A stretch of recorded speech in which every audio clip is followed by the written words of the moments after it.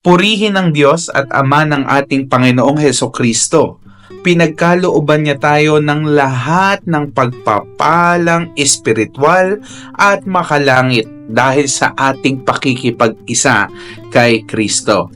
Bago palikhain ang sanlibutan, pinili na niya tayo upang maging Kanya sa pamamagitan ng ating pakikipag-isa kay Kristo, upang tayo'y maging banal at walang kapintasan sa harap niya.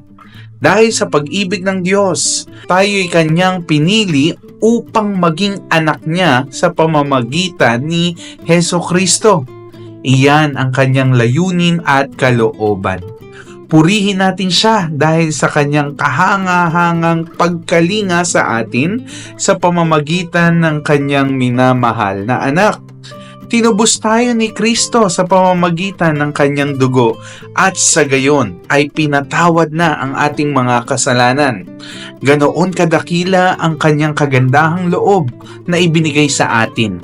Sa pamamagitan ng Kanyang karunungan at kaalaman, ipinaunawa sa atin ng Diyos ang hiwaga ng Kanyang kalooban na isa sa katuparan sa pamamagitan ni Kristo.